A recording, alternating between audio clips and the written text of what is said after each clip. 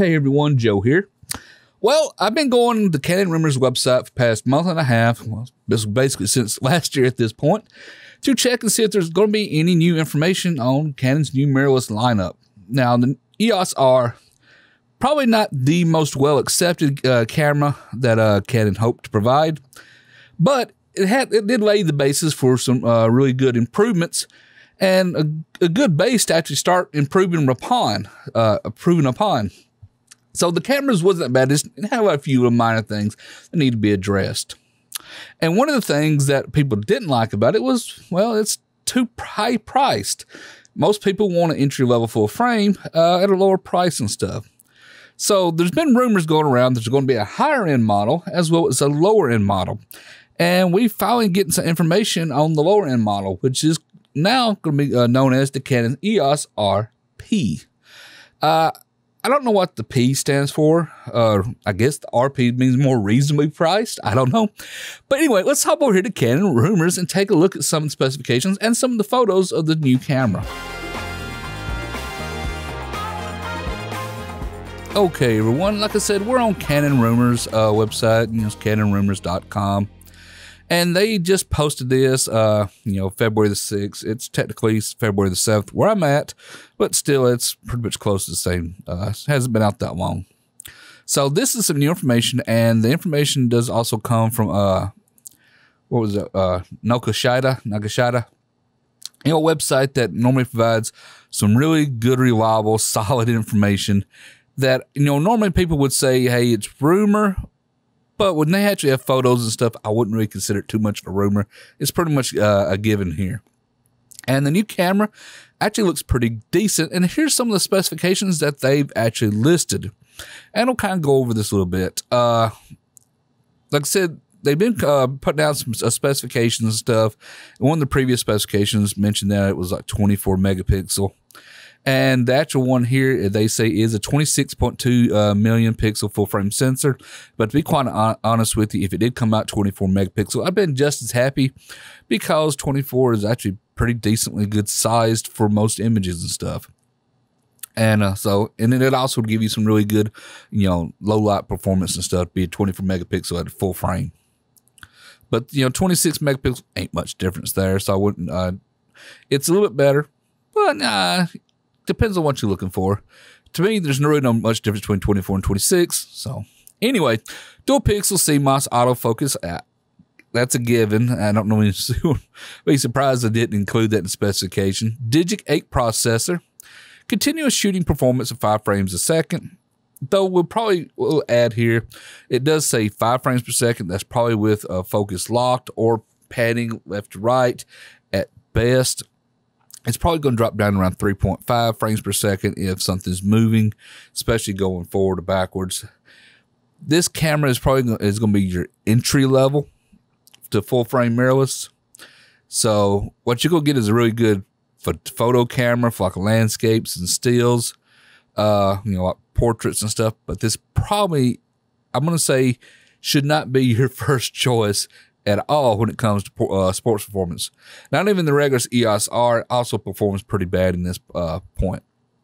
But it was priced a little bit higher than what most people want to pay to be performing that low. So this one, at this 5 frames per second, people will be more forgiving about it depending on its price point. Okay, ISO sensitivity 100 to 40,000. Equivalent extended down to ISO 50, which is good for longer exposures and stuff.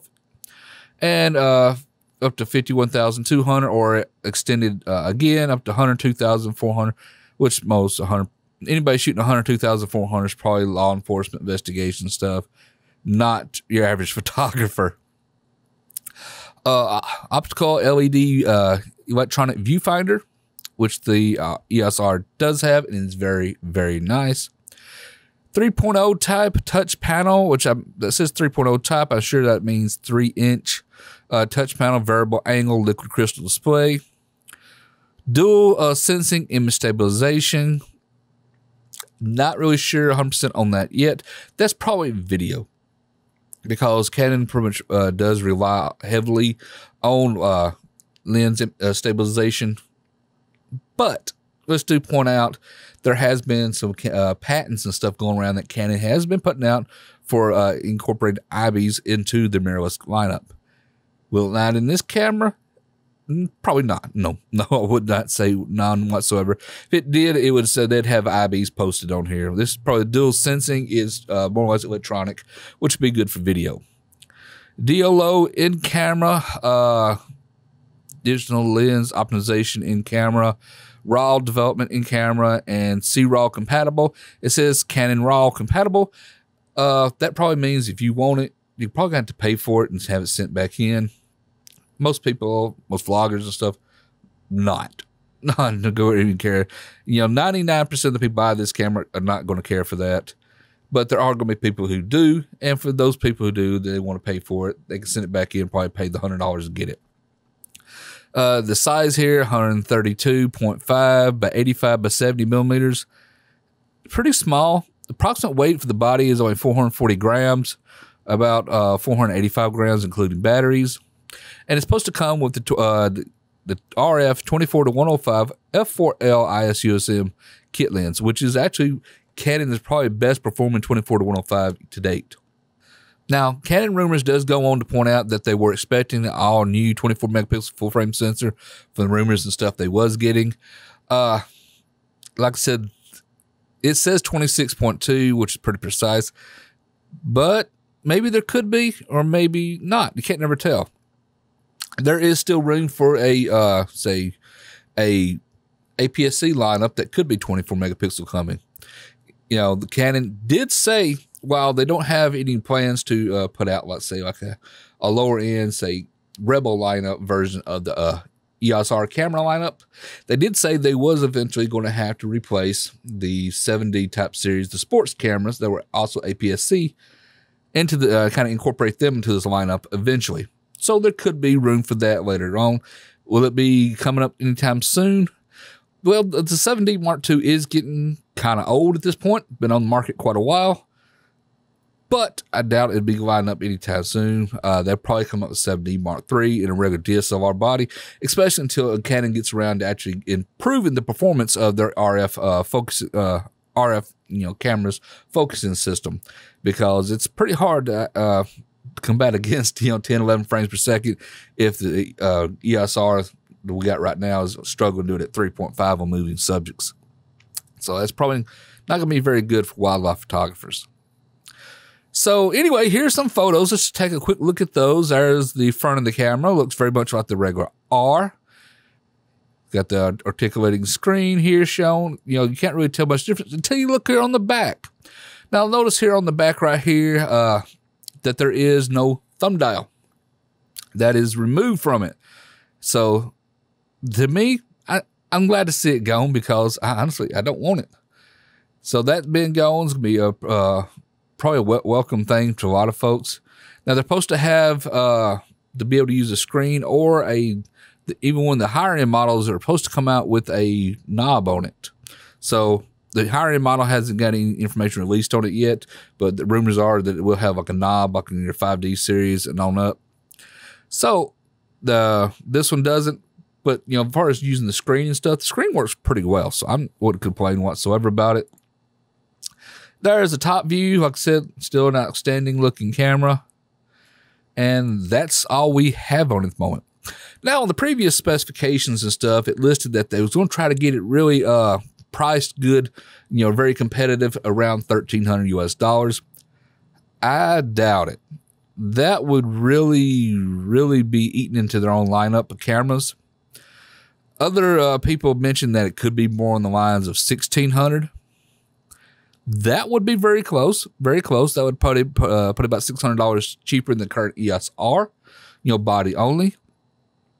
And to be quite honest, at $1,600, I think it would be a very fair deal. Now, mind you, the regular Canon 6D normally comes out when it after body only around $1,900 to $2,000. So if this one came out around $1,600 body only, probably be a pretty good deal. And I think it'd be priced very competitive even at that price point. Now, no mention on SD cards, but let me just clear that up. It's probably going to have one SD card in it. At this price point, anything under $2,000, you're going to expect Canon to have only one SD card. But there are rumors that the higher end model will have a SD card and probably another type of SD card in there as well. If not dual SD cards, probably a SD, micro SD, or something of that nature, just to be able to fit in, you know, 2 SD cards, which I don't honestly see the problem why they couldn't fit 2 in there anyway. But there are rumors that they're going to have 2 at least in there, 2 types of memory card types at least. But that's about all the information we currently know at the moment. Like I said, this is the only solid information we've got so far on the Canon EOS RP. I hope the RP means reasonably priced.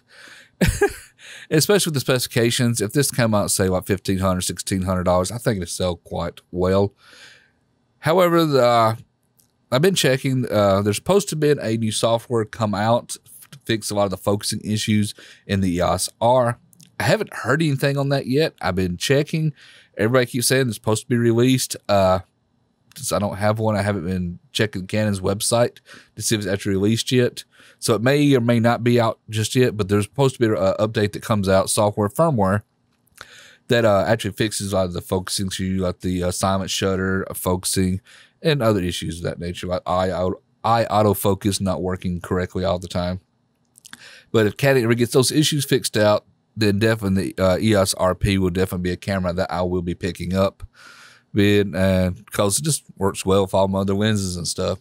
But anyway, that's it for this quick little vlog video. Like I said, I've been keeping an eye out. There just hasn't been any information for me to post about, so I haven't been posting too many videos because there's nothing to talk about. So anyway, there's supposed to be some more information coming by February the 14th. A lot more solid information, so look for some more updated videos and stuff when that does come out. But anyway, that's it for this video. I'm currently working on new video setup. It's kind of like this light here is off to the side a little bit. It will be getting moved over, and hopefully getting all my camera angles and everything adjusted just right. So, but anyway, I hope you like this new setup. Look for some more videos coming this year. Like I said, I've been trying to work on quite a few. Just haven't been getting them out. Been real busy, so hopefully I'll be able to get more videos out for too long. And like I said, if you're looking for more information, do expect me to post more when there's more information to share. But anyway, that's it for this video. If you liked the video, if you found it helpful and informative, or just like looking at my face, how about giving me a thumbs up? Thumbs up's always highly appreciated. If you're not a subscriber to my channel, go ahead and take the time to subscribe. Subscribing's free. It's for you. It lets you know I release more videos. Until next time, everyone, thank you for watching.